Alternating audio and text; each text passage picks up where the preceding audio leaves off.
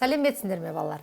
Бүгін біз сіздермен жер ішкі сулардың ішінде жер үсті суларының мұздықтар туралы айтатын боламыз. Сонымен қоса жер асты суларын қарастырамыз. Сонымен жалпы мұздықтар және көп жылдық тоңдар. Жалпы қазіргі мұзбасулар ол ылғалдануы жоғары биік таулы аймақтарда дамыған. Және ондай үлкен орасан зор белдеу, яғни Қазақстанның оңтүстігінде, оңтүстік шығысындағы биік таулардан байқауға болады. Яғни Тянь-Шань тауынан, солтүстігінен Жоңғар алатауы, Сауыр Тарбағатай, Алтай тауларынан көруге болады екен. Ал енді жалпы қазіргі таулардағы мұз басуды біз үшке бөліп қарастырамыз екен. Яғни мұз басу. Қазақстан тауларындағы балалар, мұз басу. Біз оны үшке бөліп қарастырамыз. Қандай мұздықтар бар екен? Бірінші, ол аңғарлық мұздықтар. Үш түрін қарастырамыз, қазір жеке сипаттаймыз. Екінші, ол тау беткейлерінің мұздықтары.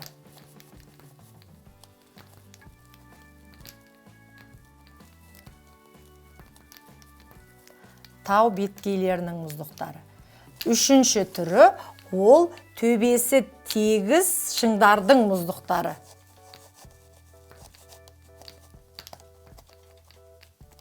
Шың мұздықтары дейік. Міне, яғни мұздықтардың үш түрін бөліп қарастырамыз екен. Енді осы мұздықтар жалпы барлық мұздықтардың қанша пайызын алып жатыр, соны қарастырайық. Сонымен жалпы аңғарлық мұздықтар барлық мұздықтардың 19% алып жатыр екен, ал мұз басу ауданы оның 66% құрайды. Жалпы бұл жердегі қардың қалыңдығы, жаңағы орташа қалыңдығы, мұздың қалыңдығы ол 50 және 100 метрдің аралығында екен. Түсінікті, бірінші оның жалпы барлық мұздықтардағы алып жатқан ауданы, екіншісі ауданы, біріншісі оның барлық мұздықтардағы саны, үшінші қалыңдығы екен. Екінші, тау беткейлерінің мұздықтары. Бұл мұздықтар жалпы мұздықтардың 79% алып жатыр екен. Ауданы 33%-ді құрайды, ал мұздықтардың қалыңдығы 20-30 метрді құрайды екен. Төбесі тегіс шың мұздықтардың алып жатқаны 2% екен, және бар мұздықтардың ол 1% құрайды екен. Яғни Қазақстандағы көп алып жатқан ауданы бойынша, саны бойынша ең көп мұздық бұл қай мұздық екен? Тау беткейлерінің мұздығы екен. Аңғарлық мұздықтар әрине ауданы бойынша үлкен, бірақ саны бойынша аз болып саналады екен. Сонымен жалпы таулардағы мұздықтардың қалыптасу биіктігін айтатын болсақ, Алтайда 2600, Жоңғар алатауында 3300, Тянь-Шаньда 3600 метрге дейін мұздықтар түзіледі екен. Жалпы мұздың жылдамдығын айтатын болсақ, қозғалысы, яғни олар жылына 0-дан 50-70 метрге дейін жетеді екен, ал Іле алатауындағы Бағатыр мұздығы 300-400 метрге дейін жылдамдықта қозғалады екен. Ал енді жалпы тауларды жеке қарастыратын болсақ, Алтайда ең ірі мұздық бұл Қатын жотасындағы Берел мұздығы. Оның ауданы 14 километр квадрат, ол үлкен және кіші Берел мұздықтары бар екен. Жалпы Алтайда, Алтай тауында жалпы ауданы 72,3 километр квадратты құрайтын 328 мұздық бар екен. Бұл Алтай тауында. Келесі Сауыр тауында 14,8 километр квадратты құрайтын 18 мұздық бар екен. Жетісу алатауында ауданы 813,9 километр квадратты құрайтын 1369 мұздық бар. Және соңғысы Тянь-Шань тауында 772,9 километр квадратты құрайтын 1009 мұздық бар екен. Міне балалар, жалпы таулардағы тағы бір ерекшелік балалар. Жалпы мұздықтар, Қазақстанның ең көп мұздықтар ол Жетісу Алатауында екен. Байқайсыздар ма? Биік таулардың ішінде Тарбағатай тау жоқ. Тарбағатай биік тау болса да, ешқандай мұздық жоқ тау болып саналады екен.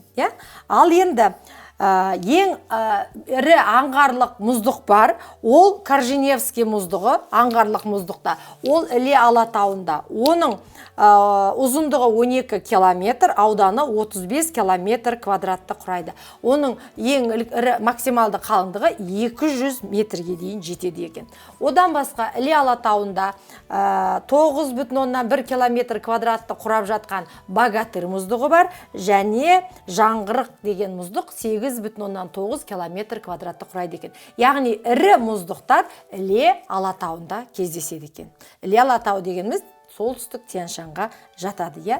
Ал жалпы биік тауларда мұздықтардан басқа көп жылдық тоңдар да бар.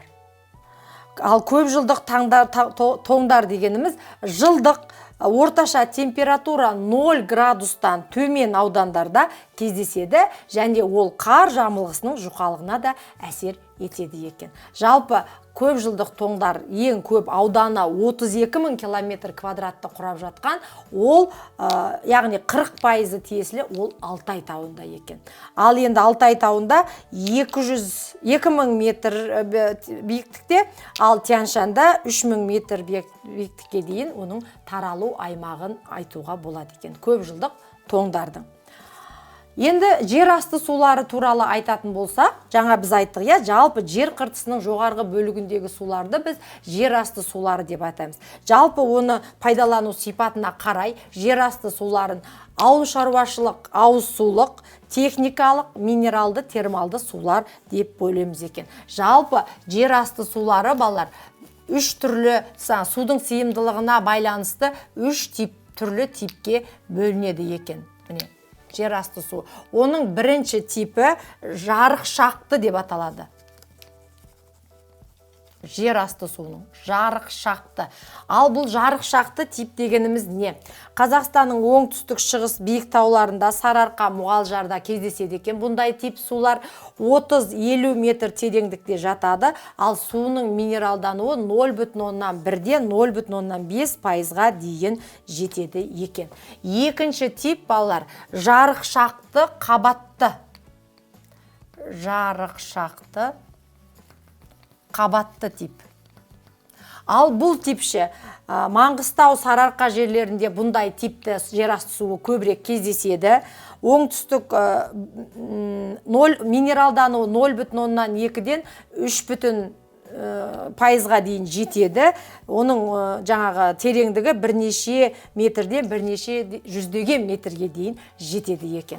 Үшінші типі әрине қабатты тип. Қабатты тип.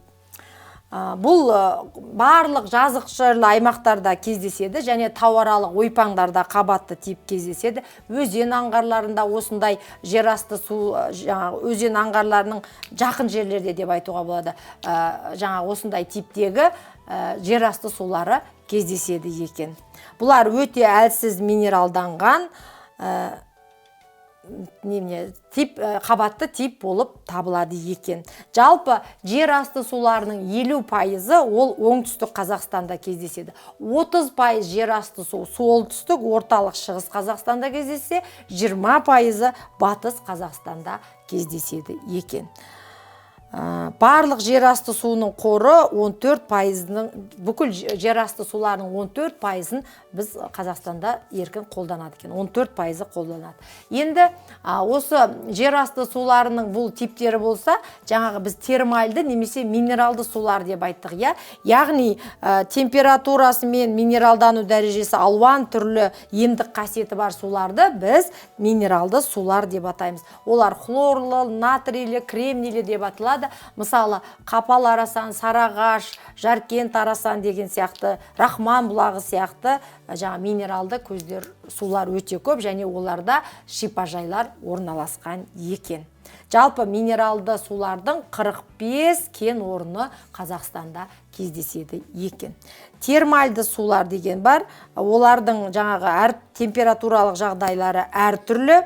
Мысалы, температурасы 96-100 градус сулар Маңғыстауда бар екен. 1600 метр тереңдікте, Іле аңғарында 2700 метр тереңдікте термальды суларды кездестіруге болады екен. Ал термальды сулар қазір жаңағы ғимараттарды жылытуға, жылыжайларды салуға, балық шаруашылығын өсіруге өте қолайлы жаңағы көз болып табылады, табиғи көз болып табылады деп айтсақ болады. Міне балалар, жалпы бүгін біз сіздермен Қазақстандағы мұздықтар туралы айттық. Ең ірі мұздық Іле алатауында ол Корженевский мұздығы екен. Ең мұздық көпті ол Жоңғар алатауы екен. Қазақстандағы биік таулардың ішінде Тарбағатай тауында мұздықтың жоқ екенін қарастырып, және 3 түрлі мұздықтардың типінің пайызымен көрсеткішін айттық. Ол аңғарлық тау беткейінің мұздығы және төбесі тегістелген шың мұздықтары туралы қарастырдық. Сонымен тағы да біз жер асты, яғни Қазақстан ішкі суларының жер асты сулары түрімен қарастырдық. Олардың типтерін және оны қайда пайдаланатынын қарастырдық. Бүгінгі сабақ түсінікті деп ойлаймын. Жалпы Қазақстанның гидрологиялық картасымен жұмыс жасап, бүгінгі өткен сабақтарды пысықтап алсақ болады. Мен сіздермен қоштасамын. Келесі кездескенше сау болыңыздар.